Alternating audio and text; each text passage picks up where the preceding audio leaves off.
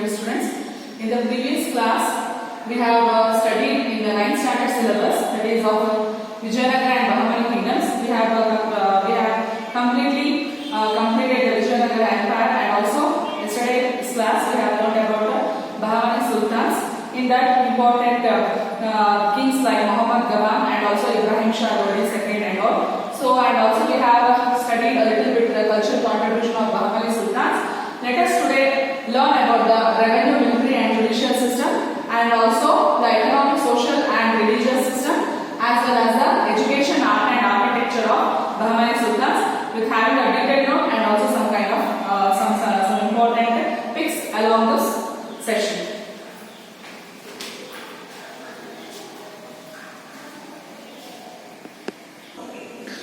Now let us go to the revenue, military and judicial system. Amir-e-Jumlas were the head of the revenue authorities. Land tax was the main source of income for the kingdom. 1/3 to 1/2 of the agricultural production was collected as land tax. There were 50 kinds of taxes, including taxes on house, mines, tobacco, grasslands, trade and employment. The money earned by taxation was used for maintaining palaces, war and bodyguards.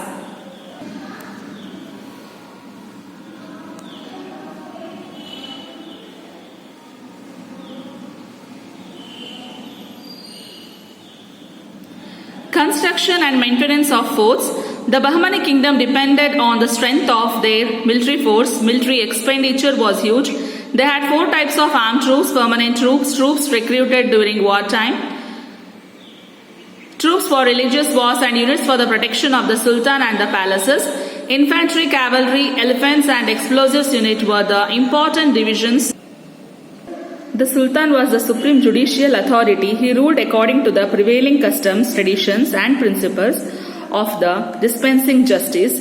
Due to their efficient administration, the state witnessed progress in economic, social as well as the cultural fields. If you take the economic, social and religious system, agriculture was the main occupation in the villages. Spinning, oil extraction, sugar and jaggery manufacture, thread weaving, leather work, pottery, carpentry, goldsmithy, perfumery and sculpture was also practiced. There were ports in Dabhol, Rajapura, Chavla and Goa. Silk, wine, gold, silver, cotton, tin, lead and glass were the important imports. Trade and employment organizations were in existence. Gold coins known as Honnu and silver coins were known as Lori and Tanka were in circulation. Undivided patriarchal families continued in the society. Caste system and polygamy were practiced. Haridasas of the Bhakti Panth and Muslim Sufi saints strived to imbibe tolerance in society.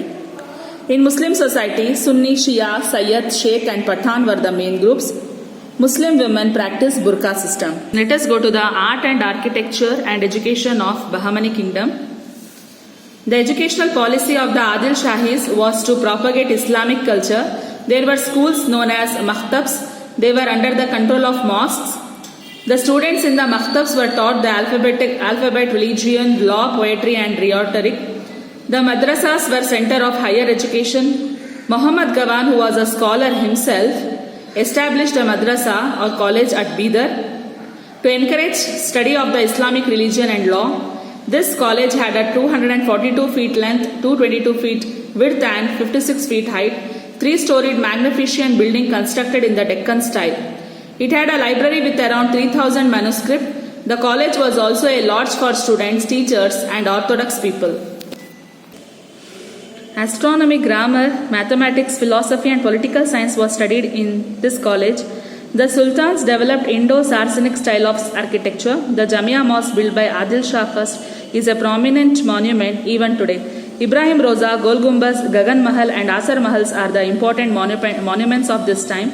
These monuments have made the Adil Shahi world famous. The Gol Gumbaz at Vijayapura is one of the greatest structures in the world. It has an area of 1800 square feet. There are 7-storied minarets in the 4 corners of the building. There is a huge dome in the center.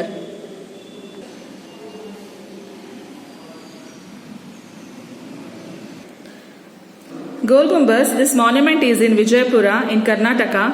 Muhammad Adil Shah constructed this monument The construction work is said to have begun around 1626 and completed in 1656. This structure is 51 meters tall and has a wide dome. The dome has 4 pillars in which steps have been built to go up. The unique feature of this dome is that if one whispers standing on one side of the dome, it can be heard clearly on the other side. It is the biggest dome in India. Dear children, we have learnt about the cultural contribution of the Bahamani sultans, about the administration, about the revenue, military, as well as the judicial system, and an economic, social and religious system, and education, art and architecture, about Jamia Mosque, about Bidar Fort and also the Gol Gumbaz. So let us have a next chapter regarding political science in the next class. Thank you for watching this video.